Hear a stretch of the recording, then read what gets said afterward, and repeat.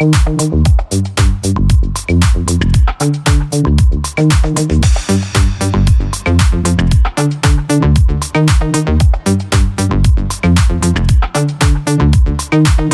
station to see if they could find him. Manners managed to sneak up onto the stairway, but Shut Up couldn't. So the police officer asked him his name, and he said, "What's your name?" Shut Up said, "Shut up." He was like, and then he said, "Where are your manners?" He said, "On the stairs." He said, "Are you looking for trouble?" He said, "Yes." Then once a girl had to find a few words for school. She asked her mama, who said, "Stop it, I'm talking on the phone. What's wrong with you?" Then she asked her dada, who was watching in a cricket match, and he said, "Sixer." Then he asked her brother, who said, "Spider-Man, Spider-Man."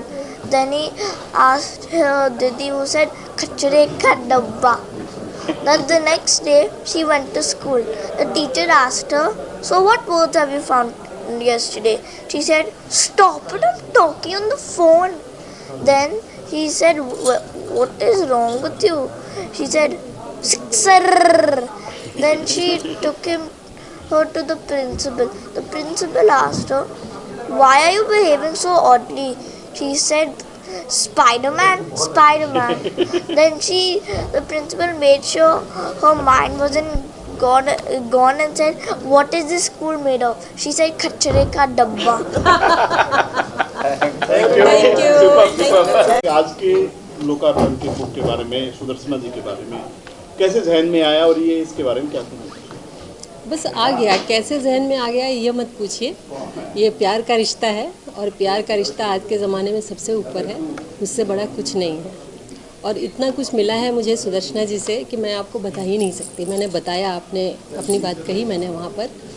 और आज का जो आयोजन था, मुझे था कि बस हो जाए अच्छे से, और वो हो गया अच्छे से, और मैं बहुत खुश हूँ। और मैंने जिन को बुलाया सब आए, सब आए, सब आए। मतलब मेरी भी आंखें भर आई बीच में 2-3 बार। मतलब जिन को मैंने बुलाया वो सब आए, और आयोजन हमारा बहुत सफल रहा, बहुत अच्छा रहा। और ये मेरे लिए सौभाग्य की बात है कि सुदर्शना जी की किताब का इतना अच्छा आयोजन हुआ, और ऐसे आयोजन करने का सौभाग्य मिलता रहे बार बार बार बार बार बार। आपके शोज फिल्में जो हैं बिल्कुल लीड से हटके होते हैं, हर चीज मतलब कहीं ना कहीं संस्कृति से जुड़े रहते हैं हर शो मेरे ना जी। हाँ, तो संस्कृति से जुड़े तो रहना ही चाहिए ना। अरविंद बब्बल साहब डायरेक्टर थे, आप जानते हैं, और उन्होंने प्रोडक्शन हाउस खोला ही इसलिए कि वो अपने मन का काम कर सकें। क्योंकि दूसरों के लिए काम करते हुए 10 एपिसोड के बाद कहा जाता था ऐसे कर लो, ऐसे कर लो, ऐसे कर लो, समेट लो, घास काट लो। तो इसीलिए उन्होंने अपना प्रोडक्शन हाउस खोला, और जितना भी काम किया मन का काम किया, जो वो चाहते थे वो किया। तो बस इस तरह की कहानियां, उपन्यास कितना सहारा देती है एक प्रोड्यूसर को फिल्म बनाने। कहानियाँ ही तो है, कहानी नहीं होगी तो आप क्या बनाओगे।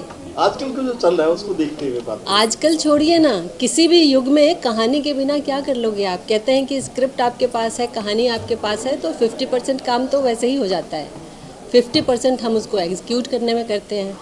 तो इतनी सुंदर सुंदर कहानियाँ इस कुछ रंग कुछ कहानियों में, कि मैं कहूँगी कि आप लोग भी अमेज़ोन से ऑर्डर कीजिए, पढ़िए, और आप भी कहानियों से जुड़े हुए हैं तो इन कहानियों से जुड़िए आप लोग।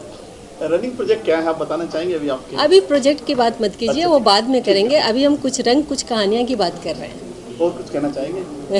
और क्या कहूँ, बहुत सारा प्यार जैसे मिलता रहा है इनका, वैसे हमेशा मिलता रहे, ईश्वर करे। Thank you ma'am, best of thank you. Thank you ma'am. क्योंकि इनका नाम दिया हुआ है, मुझे लग रहा है इसमें अनेक रंग हैं, कहानियाँ बेशक कुछ हैं, लेकिन हम चाहते हैं कि ये जो कुछ रंग हैं ये और बढ़ते जाएं, और ये कहानियाँ और बढ़ती जाएं, ताकि हमें और भी पढ़ने को मिले, सीखने को मिले। जितना मैंने अंश भी सुने, मैं अभी तक पढ़ नहीं पाया हूँ। मैं जाते ही जो अंश सुने हैं वो भी पढ़ूँगा और आगे भी पढ़ूँगा। आप कितना पसंद करते हो बुक पढ़ना? बहुत ज़्यादा। आप इसी से सीखते हैं बहुत ज़्यादा। हालांकि वक्त नहीं होता, बट उसके बाद भी जितना वक्त मिलता है मैं ज़रूर चाहता हूँ कि किताबें पढूं। आपने मैम की बुक कोई पढ़ी है आपने कोई? नहीं, ये पहली है इनकी। अब मैं चाहता हूँ कि और लिखें तो मैं और बहुत ज़्यादा पढूं। जब भी लिखूंगी आपको जी मिलेगी। ज़रूर ज़रूर। मैम आप क्या कहेंगे मैम किस तरह से सुदर्शन मैम, सबसे पहले मुबारक हो आपको। Thank you. कुछ रंग कुछ कहानियाँ, जी क्या कहना चाहेंगे, किस तरह की इसमें क्या क्या है? देखिए क्या है, ज़िंदगी के रंग है। ज़िंदगी बहुत रंगीन है, मैं उसे काली नहीं मानती। दुख होता है, परेशानियाँ होती हैं, लेकिन बहुत कुछ अच्छा भी होता है। और हमारी सबसे बड़ी जो हमें गिफ्ट मिला हुआ है, जो हमें उपहार मिला हुआ है, वो हमारा जीवन है। और जब तक वो जी रहे हैं तब तक उसे जीना चाहिए, खुशी से जीना चाहिए और उसके विविध रंगों का मज़ा लेना चाहिए। इन कहानियों में ज़िंदगी के रंगों को आपके सामने लाने की कोशिश की गई है। गिरते हैं फिर भी खड़े हो जाते हैं, परेशान होते हैं फिर भी खड़े हो जाते हैं, सावधान हो सकते हैं। तो जो रंग ज़िंदगी में जगह जगह देखे हैं या कहीं कुछ सुना है, कोई न्यूज़ का पत्रकारिता में कुछ रहा नहीं, वो पढ़ाने के पीछे और अध्यापिकी के पीछे भागते हैं।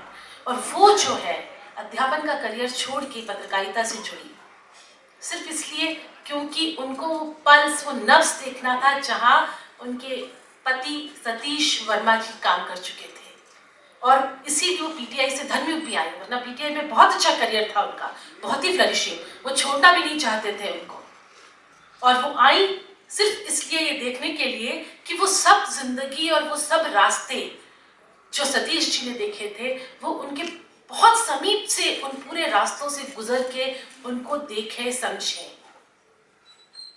और मैंने ये भी देखा साथ में काम करते हुए और प्रैक्टिकली साथ में रहते हुए, पूरा दिन काम करते थे। उन दिनों धर्मिक साप्ताहिक पत्रिका हुआ करती थी और जिस जोश से वो प्लानिंग करती थी, लिखती थी, इंटरव्यू करके लाती थी।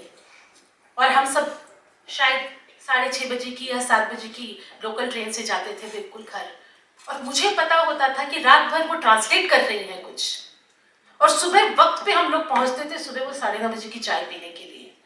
तो ये जो जिज्विशा जो मैंने देखी, उस शख्सियत का नाम है सुदर्शना जी। और एक और खास बात, वो काम बहुत करती थी, लेकिन उनके मन में कभी नहीं था कि उस काम को आगे बढ़ाना है। मैं कहती थी, सुदर्शना जी एक नाटक लिख लीजिए, कितने दिन से पीछे पड़े हुए हैं आपके आकाशवाणी वाले, और 3,000 रुपये मिलेंगे। भाई आज से मैं कहूँ तो 80 के दशक में 3,000 रुपये की बहुत कीमत थी। और कहती अरे लिख लेंगे, वो कर लेंगे। फिर मैं पन्ना, मतलब वो जो हम लोग जिसपे बहुत गंदा सा पेपर होता है, मैं नाम भूल रही हूँ उसका, वो 40 पेज उनके सामने रखती थी कि ये लीजिए आप लिखिए। और 3 दिन में तैयार होता था 1 घंटे का रेडियो नाटक जड़े, जो शायद आज भी बचता है विविध भारती और आकाशवाणी में। और मैंने उनसे बात, और मैंने टाइप करके उनको कॉपी भी थमाई थी। और अब जब उनसे कहानी मांगने का टाइम आया, मैंने कहा कहाँ है, मतलब पता नहीं जयंती, कुछ रख दिया है, कुछ कर दिया है।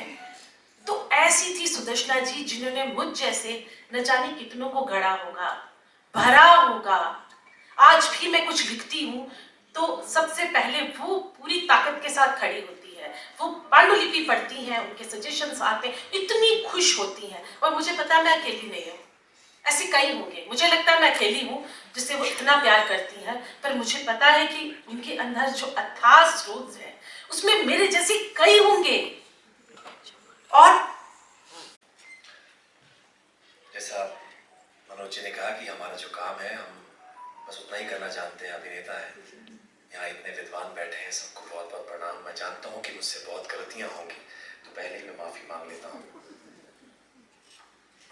ये बड़ी अजीब सी बात है जो मैं अभी जिक्र करूँगा, जिसका कि मैं सुदर्शना जी से पहले कभी नहीं मिला। मैं भानु बब्बल अनीशा भी यहाँ आए थे, उनकी शादी में एक बार औपचारिक रूप से मिला था, मुझे रेखा जी ने उनसे मिलवाया था। लेकिन ये भी सच है कि मैं इनके बारे में बहुत कुछ जानता हूँ, क्योंकि मैं जब भी इनसे मिलता मुझे हमेशा इनके बारे में बताया जाता कि सुदर्शना जी ऐसी हैं। कई बार तो ऐसा भी हुआ कि कभी डिनर का प्रोग्राम बना, कभी कुछ खाने का, कहीं जाने का प्रोग्राम बना, तो नहीं आज नहीं जा पाएंगे, आज हमारी मीटिंग जो है हम सुदर्शना जी से मिलने वाले हैं। तो इस तरह से मैं उनसे कुछ प्रसंग जानना, उनके बारे में जानना बस मेरे मन में था कि मैं कैसे उनसे मिलूं। एक मैनिफेस्टेशन होता है, सीक्रेट होता है जो आप पढ़ते हैं, आप सोचते हैं कि ऐसा हो जाए। तो आज मुझे अरविंद बब्बल जी और रेखा बब्बल जी की वजह से वो मौका मिला है कि मैं इनसे आशीर्वाद लूं। और मैं बहुत ज़्यादा कुछ नहीं कहूँगा कि एक बात कि हम अपने आप को बहुत कुछ समझते हैं। जैसे एक प्रसंग इनके बारे में मुझे एक याद आता है जो मुझे बताया था, शायद मैं थोड़ा सा भूल भी गया हूँ, थोड़ा सा मैं बताऊंगा उस बारे में, कि 84 लाख योनियां लेने के बाद ही एक मनुष्य का जन्म होता है, ऐसे हमारे ग्रंथों में, हमारे उसमें लिखा हुआ है।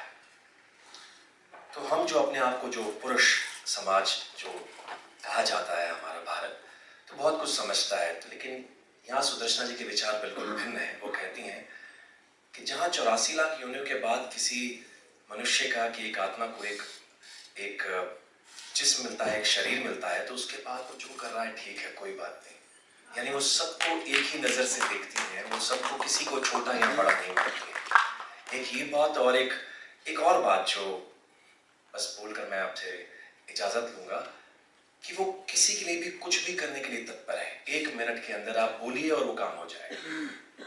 वो चाहती हैं कि बस सबको सहयोग दें, सबका साथ दें। बस मैं इतना ही कहना चाहूँगा कि मैं फिर से सौभाग्यशाली समझता हूँ अपने आप को कि मुझे यहाँ बुलाया गया।